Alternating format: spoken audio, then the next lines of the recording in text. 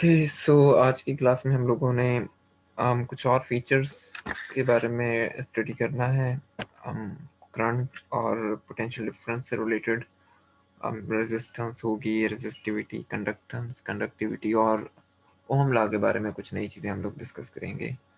सिर्फ so you can say this is just bunch of formulas और हमको बहुत ज़्यादा डिटेल में डिस्कस नहीं करेंगे, ना हमारी रिक्वायरमेंट है।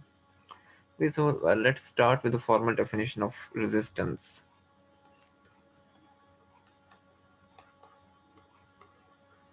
So resistance से मुराद हम लेते हैं जो अमूमन ऑपोजिशन।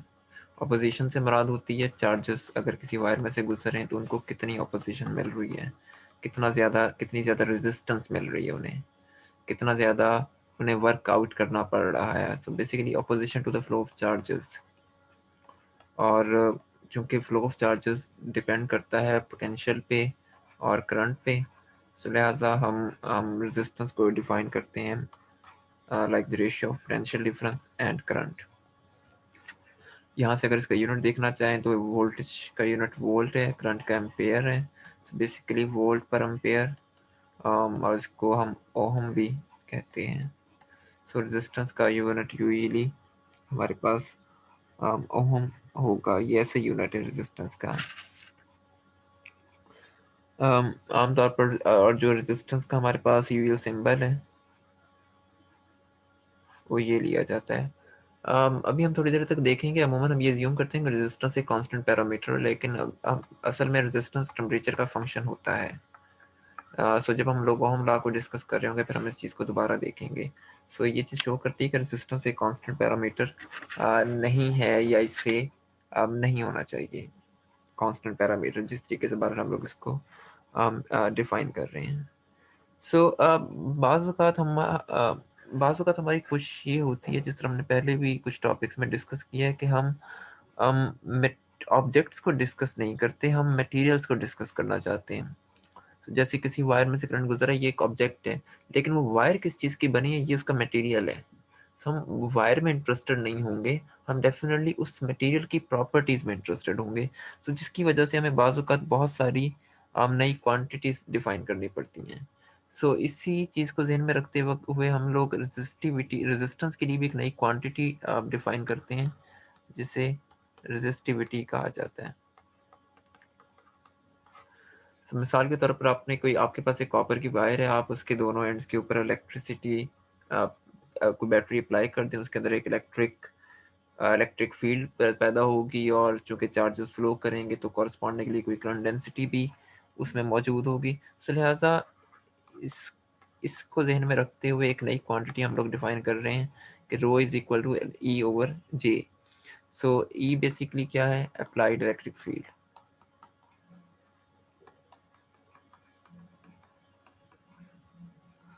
और जे आपके पास है करंट डेंसिटी।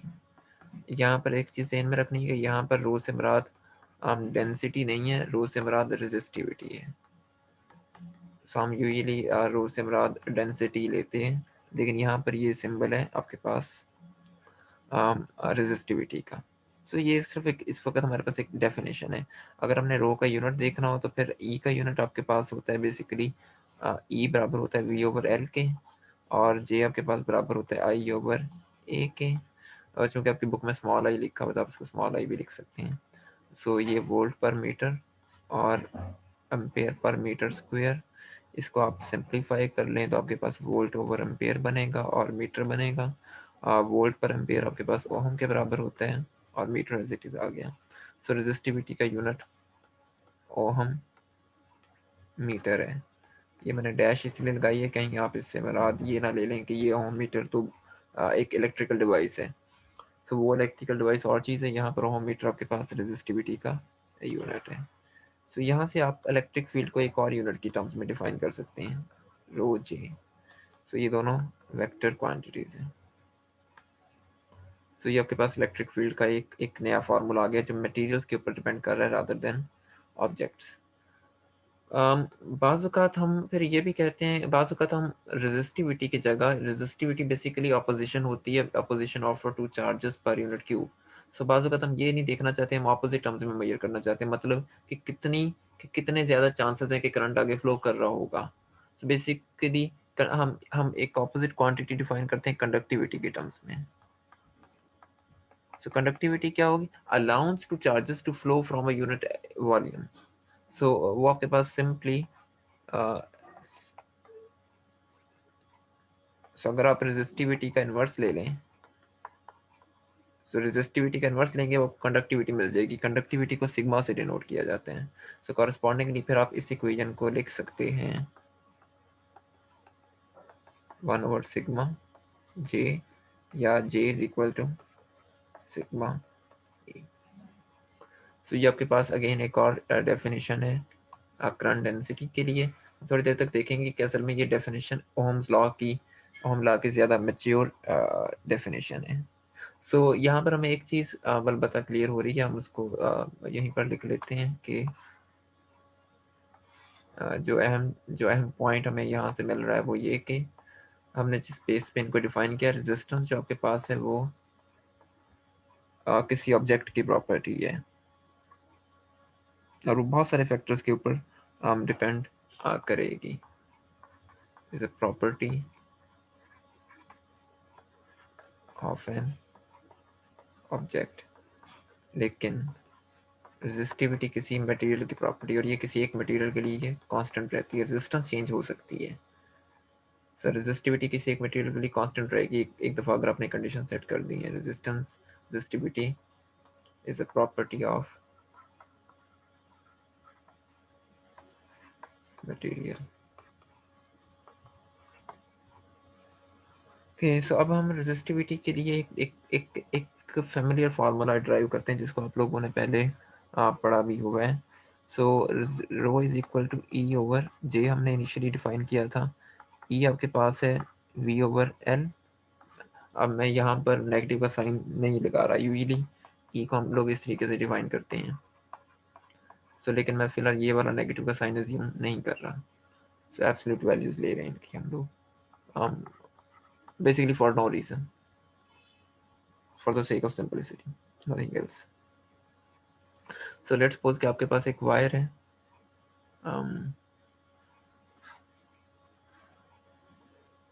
ये एक वायर है, इसकी लेंथ एल है और इसके दोनों एंड्स के ऊपर आपने पोटेंशियल अप्लाई कर दी है। इन दोनों एंड्स के ऊपर आपने पोटेंशियल अप्लाई किया है, वो वी के बराबर है। इसमें करंट इस डायरेक्शन में फ्लो कर रहा है और बेसिकली करंट की डायरेक्शन है और यही वाली डायरेक्शन आपके पास इसका एरिया इस वायर की तरफ होगा। So this arrow should be horizontal. बहरहाल सो ये इसका एरिया होगा और देन कॉरस्पॉन्डिंगली आप लोग इसका वॉल्यूम भी कैलकुलेट कर सकते हैं। इस बार इसके कॉरस्पॉन्डिंग ये हम सारा डाटा इस डायग्राम के कॉरस्पॉन्डिंग है। सो यहाँ पर V over A sorry V over I अलग कर लेते हैं और ए ओवर एल अलग कर लेते हैं, सिंप्लीफाई करें। वी ओवर आई आपको पता है कि ये डेफिनेशन होती है रेजिस्टेंस की, A over L. So correspondingly R is equal to rho L over A. So ये हमारे पास दो नई डेफिनेशन आ गई हैं रेजिस्टिविटी और रेजिस्टेंस की, जो एक दूसरे पे डिपेंड कर रही हैं। सो ये सिर्फ डेफिनेशन, इनमें कुछ भी नया नहीं है जो हमने अभी तक ऐसी कोई चीज़ डिस्कस नहीं की। लेकिन एक चीज़ हमें ज़हन में रखनी है कि ये जब हम इन इक्वेशंस की बात करते हैं तो ये इक्वेशंस सिर्फ और सिर्फ होमोजेनस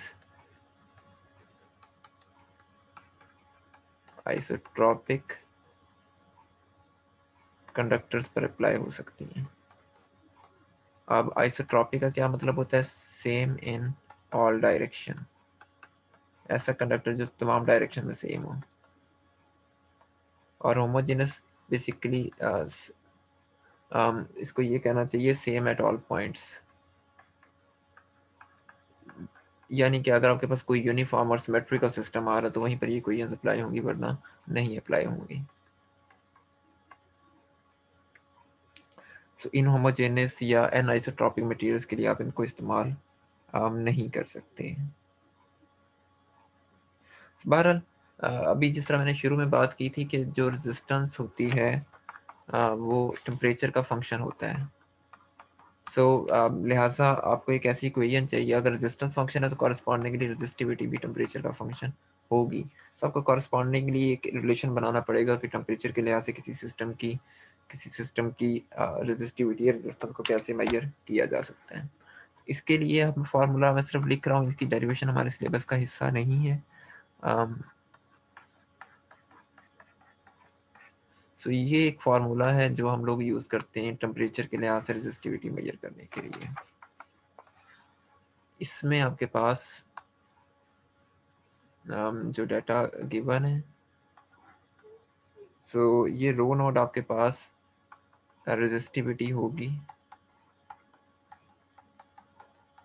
एट टी नॉट, और जो टी नॉट है ये बेसिकली आपके पास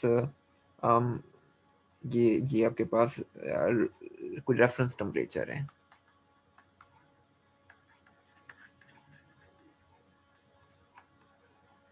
और हम यूजली रेफरेंस टेम्परेचर को 20 डिग्री सेंटीग्रेड लेते हैं। ये लाजमी नहीं है, ये आपकी बुक के अकॉर्डिंग 20 डिग्री सेंटीग्रेड लिया हुआ है। सो फिलहाल मैं वही वैल्यूज़ यहाँ पर कोट कर रहा हूँ। और जो रो है इज दी रेजिस्टिविटी, ये किसी भी टी के ऊपर रेजिस्टिविटी हो सकती है एट टी, जिसके ऊपर भी आप फाइंड करना चाह रहे हैं। और यहाँ पर जो रो नोट की वैल्यू फॉर कॉपर के लिए इसकी वैल्यू हुई, अगर आपको पेपर में सवाल आता है तो आपको ये वैल्यूज दी जाएंगी।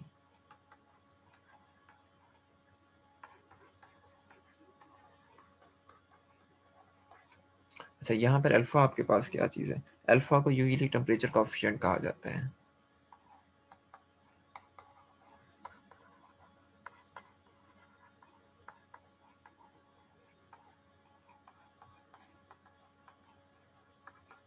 ये टेम्परेचर कॉफिशिएंट पॉजिटिव भी हो सकता है या नेगेटिव भी हो सकता है। अगर तो टेम्परेचर बढ़ाने से रेजिस्टिविटी भी बढ़ेगी, आपका जो है वो ये इंक्रीमेंट के लिए, या टेम्परेचर कम करने से रेजिस्टिविटी कम हो तो ये पॉजिटिव टेम्परेचर कॉफिशिएंट है। लेकिन अगर आप टेम्परेचर को इंक्रीज करें और रेजिस्टिविटी कम हो, यानी रेजिस्टेंस कम हो, या टेम्परेचर को कम करें और रेजिस्टिविटी बढ़े या रेजिस्टेंस बढ़े, तो इस सूरत में अल्फा नेगेटिव होगा। सो ये सिर्फ इसकी डेफिनेशंस हैं। अगर तो टेम्परेचर और रेजिस्टिविटी या रेजिस्टेंस के दरमियान डायरेक्ट रिलेशन है तो अल्फा को पॉजिटिव लिया जाता है, अदरवाइज इसको नेगेटिव लिया जाता है। बाय द वे इसमें एक और चीज़ आपने ध्यान में रखनी कि यहाँ पर मैटर नहीं करता कि आपने टेम्परेचर्स को डिग्री सेल्सियस में लेना है या केल्विन में लेना है, क्योंकि यहाँ पर टेम्परेचर हमेशा यहाँ पर टेम्परेचर डिफरेंस की फॉर्म में आ रहा है, और डिफरेंस दोनों स्केल्स के अंदर सेम रहेगा, डिफरेंस चेंज नहीं होगा। आप इसको चेक भी करना चाहें तो हम कर सकते हैं। सो इट डजेंट मैटर कि आप इसको किस स्केल में ले रहे हैं, यहाँ पर ये चीज़ मैटर नहीं करेगी। ओके, सो हमारा जो लास्ट टॉपिक है उसमें हम लोगों ने डिस्कस करना है ओम्स लॉ को। डेफिनेटली आप लोगों ने इसको पहले पढ़ा हुआ है, लेकिन हम इसमें कुछ एक्सटेंशंस करेंगे कि ओम्स लॉ के बारे में, और इसकी इसकी स्टेटमेंट को डिस्कस करेंगे कि यूजली इसको हम किस तरीके से डिफाइन करते हैं और उस डेफिनेशन में क्या फ्लॉज हैं और हमें किस तरह से डिफाइन करना चाहिए। आमतौर पर आप ओम लॉ की बुनियाद पर मटेरियल्स को दो हिस्सों में डिवाइड करते हैं। आप कहते हैं कि या तो मटेरियल्स ओमिक होते हैं या मटेरियल्स नॉन ओमिक होते हैं, जो आप लोगों ने पहले पढ़ा हुआ है। ओमिक वो होते हैं जो ओम्स लॉ को बे करते हैं,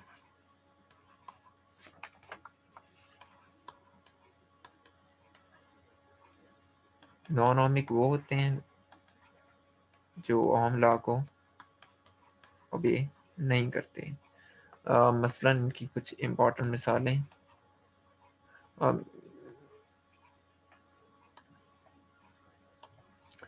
for example conductors ohm law को ओबे करते हैं, लेकिन जो सेमी कंडक्टर्स होते हैं वो नहीं करते। अब ये इस डिटेल में हमें जाने की ज़रूरत नहीं है कि सेमी कंडक्टर्स क्यों नहीं ओबे करते। बहरहाल क्योंकि ये चीज़ें हमारे चैप्टर के स्कोप का हिस्सा नहीं है, इनको इतना ज़्यादा डिटेल से डिस्कस करना।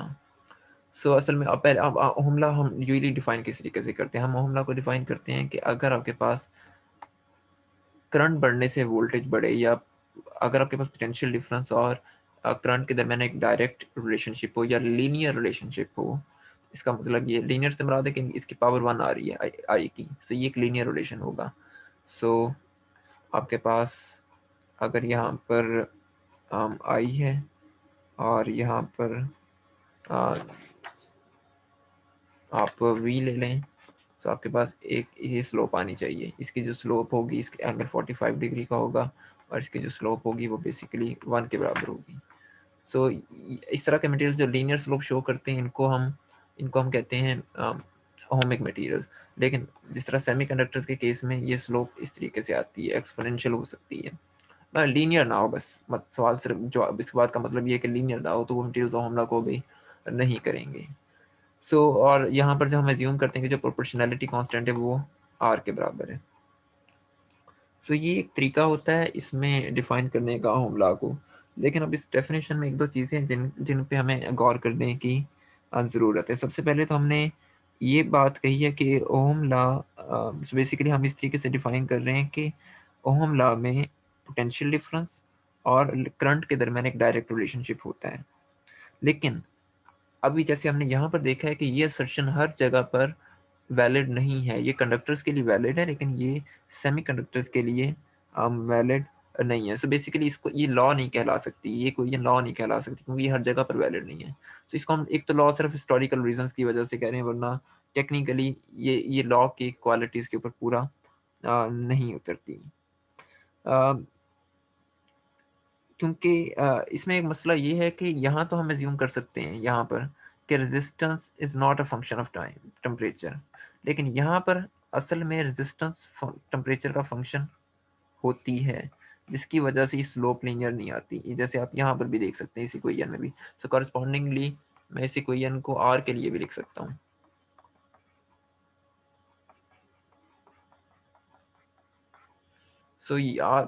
इसका मतलब है कि आपके पास आर जो है वो टेम्परेचर के ऊपर डिपेंड कर रहा है, तो लिहाजा स्लोप लीनियर नहीं आएगी, आर टेम्परेचर का फंक्शन है। सो यहाँ पर एक एक चीज़ ये है कि हम यूजुअली तो लिहाजा हम ये नहीं कह सकते कि v is equal to I R is the statements of formula. ये बात तो गलत है, क्योंकि असल में इस इक्वेशन का मकसद ये है कि रेजिस्टेंस को कैसे डिफाइन करना है। This equation can only serves the purpose to define resistance, nothing else. चूंकि रेजिस्टेंस को डिफाइन कर रही है और रेजिस्टेंस हर मटेरियल की प्रॉपर्टी है, कतई नज़र इस बात की कि वो उनके दरमियान ये रिलेशनशिप आता है या नहीं आता, ये कोई हर किस्म के मटेरियल पर अप्लाई की जा सकती है एज फार एज आप हम रेजिस्टेंसेस को डिफाइन कर रहे हैं। सो यूजली हम इसको एक और तरीके से जनरलाइज करते हैं। हम यू चूंकि अभी हम ये चूंकि डिपेंड कर रही है ऑब्जेक्ट के ऊपर, और अभी हमने थोड़ी देर पहले डिफाइन किया था कि E is equal to rho जे। ये एक ऐसी इक्वेशन है जो मटेरियल्स के ऊपर डिपेंड करती है, या ऑब्जेक्ट्स के ऊपर डिपेंड नहीं करती। लिहाजा हम इस इक्वेशन को इस्तेमाल कर सकते हैं और कह सकते हैं कि ये ज़्यादा जनरल स्टेटमेंट है ओम्स लॉ की।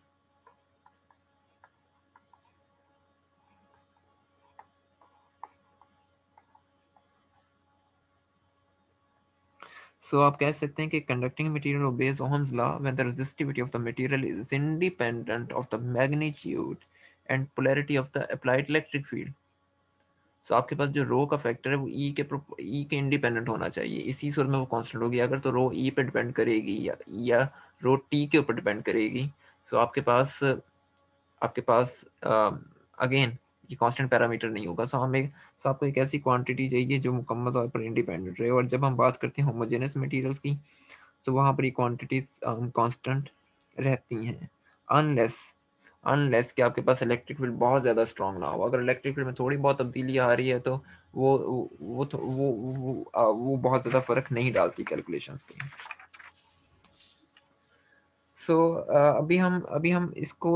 अभी हम रो को डिफाइन करते हैं ऐसे पैरामीटर्स की फॉर्म में जो टेम्परेचर के ऊपर डिपेंड नहीं करते। वहां पर हमें क्लियर होगा कि मैं क्यों कह रहा हूँ कि ये वाली इक्वेशन ओहम लॉ की जनरल स्टेटमेंट है, जबकि हमने अभी यहाँ पर देखा है कि रो टी के ऊपर डिपेंड करता है। बेसिकली इसीलिए हम ये रिलेशन लिख रहे हैं।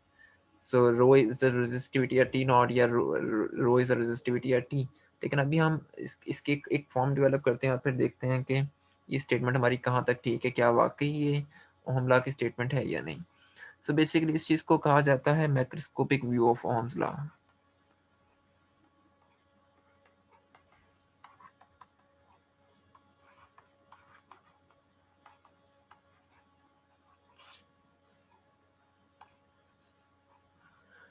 Okay, so macroscopic view of Ohm's law, ये बुनियादी तौर पर एक मॉडल हम लोग डिस्कस नहीं करेंगे, मैं सिर्फ उसका नाम लिख रहा हूँ। इलेक्ट्रॉन्स को क्लासीफाई करने के लिए एक मॉडल यूज़ किया जाता है, फ्री इलेक्ट्रॉन मॉडल। उसको टेक्निकली तो हम लोग नहीं डिस्कस करेंगे, सिर्फ इसका एक पॉस्टुलेट देख लेते हैं कि फ्री इलेक्ट्रॉन मॉडल कहता क्या है। सो फ्री इलेक्ट्रॉन मॉडल आपको ये कहता है कि किसी भी मेटल में जो कंडक्शन इलेक्ट्रॉन्स होते हैं वो फ्री होते हैं। So conduction electrons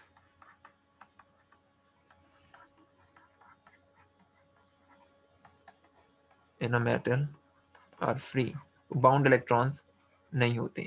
so basically आपके पास एक फ्री इलेक्ट्रॉन मॉडल है। देन इसके और भी बहुत सारे अजम्पशंस हैं और इसके और एक एडवांस टॉपिक है ये, लेकिन बार हम उनको डिस्कस नहीं कर रहे। सो लेट्स सी कि इसकी बेस पर हम क्या चीज़ें कैलकुलेट कर सकते हैं। अब अगर आपके पास एक मटेरियल, एक सैंपल है मेटल का और उसके अंदर फ्री इलेक्ट्रॉन्स मौजूद होते हैं, तो डेफिनेटली वो कोलाइड कर रहे होंगे।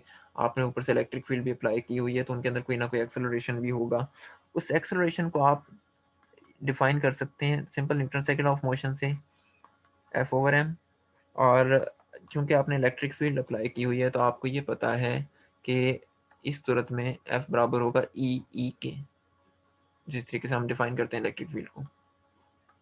या कि आपके पास इक्वेशन नंबर 1। अब हमने पूरे सिस्टम को, पूरे मेटल को एवरेज करना है। डेफिनेटली हम एक एक एटम को ट्रीट नहीं कर सकते।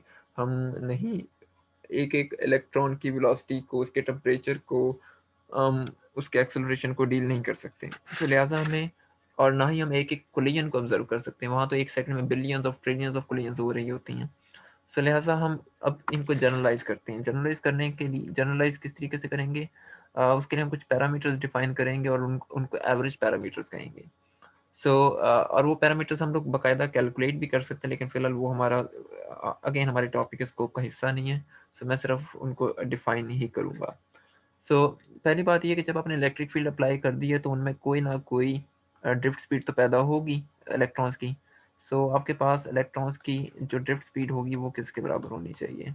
ड्रिफ्ट स्पीड ऑफ इलेक्ट्रॉन्स, वो बाय डेफिनेशन हम लोग डिफाइन करते हैं वी डी के ज़रिए। अब मटेरियल एक सैंपल में बहुत सारे इलेक्ट्रॉन्स मौजूद हैं, ये आपस में कोलाइड कर रहे हैं। इन तमाम कोलिजन्स का कोई एवरेज टाइम तो होगा कि एक कोलिजन के बाद इलेक्ट्रॉन को कितना टाइम लगता है किसी दूसरे कोलिजन के लिए, दूसरे के बाद कितना टाइम लगता है तीसरे के लिए। हम इनका एवरेज टाइम को डिस्कस करेंगे। सो एवरेज टाइम या मीन फ्री टाइम इसको कहते हैं। एवरेज टाइम बिटवीन कोलिजन्स, इसको हम टॉ कह देते हैं। अब आप लोग अल्फा को दोबारा कैलकुलेट कर सकते हैं। सॉरी, एक्सेलरेशन को V D is equal to A tau के बराबर है। ए आपके पास किसके बराबर है? E, capital E tau by M. ये आ गया आपके पास इक्वेशन नंबर 2। हमने लास्ट लेक्चर में डिस्कस किया था कि V D is equal to J over N E के बराबर होता है। यहाँ पर वी डी की वैल्यू इंसर्ट कर दें, E tau over M, J over N E. यहाँ से ई का रिलेशन आपके पास आएगा M over N E square tau over J. अच्छा, अभी हम ये पढ़ के आए हैं कि E is equal to rho J. हम रिकग्नाइज कर सकते हैं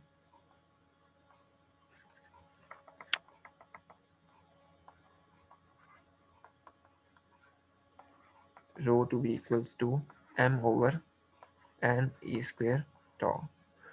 आप देख सकते हैं कि ये जो रो का अब हमने फार्मूला बनाया है, ये बेसिकली रेजिस्टिविटी है। ये फार्मूला टेम्परेचर पे डिपेंड नहीं कर रहा है, सिर्फ मास ऑफ इलेक्ट्रॉन पे डिपेंड कर रहा है, उनके इलेक्ट्रॉनिक चार्ज पे डिपेंड कर रहा है, उनके एवरेज टाइम के ऊपर डिपेंड कर रहा है और नंबर ऑफ इलेक्ट्रॉन्स के ऊपर डिपेंड कर रहा है। ये इसका मतलब है कि हम E is equal to rho जे के जरिए अगर ओम लॉ को डिफाइन कर रहे हैं, सो ये एक ऐसा ये यहाँ पर आपके पास रो मुकम्मल तौर पर एक एक इंडिपेंडेंट क्वांटिटी है, ये टेम्परेचर वगैरह के ऊपर डिपेंड नहीं कर रही। सो ये जो स्टेटमेंट है ये ज़्यादा बेहतर स्टेटमेंट है ओहम्स लॉ की, और ये भरपूर भरपूर मतलब सर्व करती है ओहम्स लॉ के लिए। लेकिन अगेन इसमें भी एक मसला है, इसमें भी एक मसला है जो हमें क्लियर होना चाहिए, वो ये कि हमने यहाँ पर फ्री इलेक्ट्रॉन मॉडल की बेस पर ये सारा काम किया है। सो लिहाजा ये जो इक्वेशन आपने यहाँ पर बनाई है ये सिर्फ और सिर्फ मेटल्स के लिए वैलिड हो सकती है, ये अगेन सेमीकंडक्टर्स के लिए नहीं है। सो इन अ सेंस ये सिर्फ ये अभी भी हम कह सकते हैं, इसीलिए हम इसको एक मैक्रोस्कोपिक व्यू कह रहे हैं।